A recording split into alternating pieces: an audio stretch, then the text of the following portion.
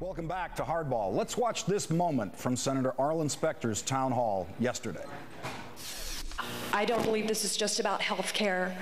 It's not about TARP. It's not about left and right. This is about the systematic dismantling of this country. I'm only 35 years old. I have never been interested in politics. You have awakened the sleeping giant. We are tired of this. This is why everybody in this room is so ticked off.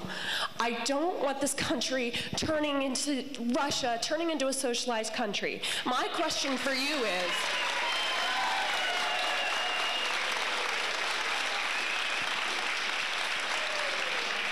what are you going to do to restore this country back to what our founders created according to the Constitution?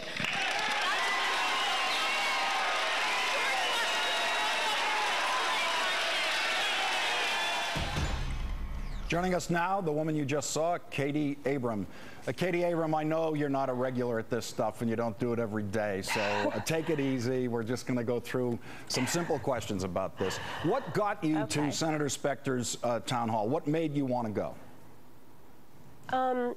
Just for sheer frustration. You know, I see all these things being pushed through very quickly.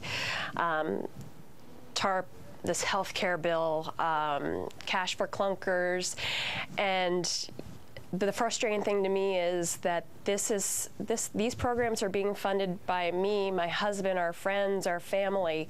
We have a small business, and the amount of taxes we pay out on that, it's ridiculous, and yet they want us to pay more. Or it sounds like they want us to pay more. So that's the root of my frustration. Well, Katy, this was the straw that broke the camel's back. Katy, in the plans that have been discussed so far, the increase in taxation would occur only on families with incomes over $250,000. Would that include you and your family?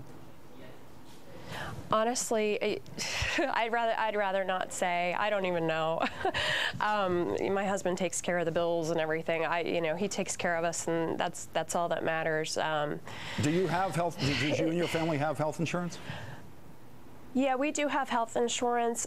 We have a health savings account that we pay for ourselves. We have a $5,000+ deductible that basically, in the course of a normal year, we will pay for all of our medical needs out of pocket, doctor's visits. This year's been a little more difficult because my son's had surgery, and it looks like we're looking at a second one. We're almost at our deductible, so that's a good thing. But that was a choice that we made. That's what we wanted to do, and I want to be able to keep that choice. I don't want to be forced or slowly coaxed into a single-payer system. I want to have my choice. Well, do you believe the president when he says, if you like the health care plan you have, as you say you do, you can keep that health care plan? Is that something, when you hear it, you simply don't believe it? I don't believe it because I heard him say on a quote on television that, you know, it may take 5 or 10 years, but we will move to a single-payer health, or a single-payer. Katy, he's never said that. He has never said we will move. How do we get the federal government to take care of its business? I happen to be a proponent of a single-payer universal health care plan. That's no reason why the United States of America, the wealthiest country in the history of the world, spending 14% of its gross national product on health care, cannot provide basic health insurance to everybody.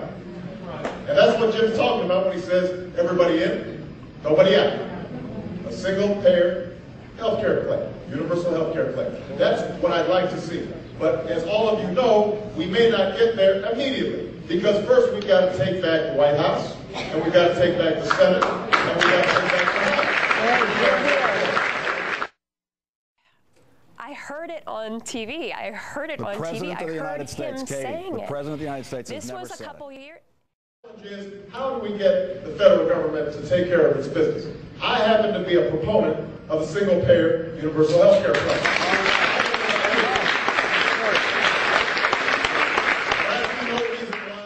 He's been in office. Are your parents on Medicare? No, but they are very, very close. Okay. So when they cross the line into 65, are they going to not participate in Medicare? Would you like them? Would you tell them, please don't participate in Medicare because it's a single-payer, government-funded system? Have you had that conversation with them? No, we don't talk politics. Okay. You know, you said in your statement that you're 35. Let me just go now to what the question you actually put to Arlen Specter, which was, you said to him, what are you going to do to restore this country back to what our founders created according to the Constitution? Let's just go through a checklist of what you think that would require. I assume that would require repealing Medicare because that's a single-payer, government-funded healthcare system, which is socialism. I agree with you, by the way, that is socialism. I think it's successful, practical, smart socialism, but it is definitely socialism. So you would want to repeal that, wouldn't you? I'd hate to have words put in my mouth. I mean, I honestly, well, the founding fathers did not anticipate Medicare, so we can repeal that, can't we, in order to get back to what you think the founding fathers would have us do? Yeah, I think a lot of the programs that are in place were not supposed to be here. Then let's repeal them, right? Wouldn't you then want to repeal them? Wouldn't you want Senator Specter to go in and repeal Medicare and repeal Social Security? Because that's actually a piece of socialism that we imported from Germany. Bismarck invented that program. So we should, that is also socialism. I agree with you on that. Again, I think it is smart, practical socialism, but it is socialism. So I guess you'd want us to repeal that.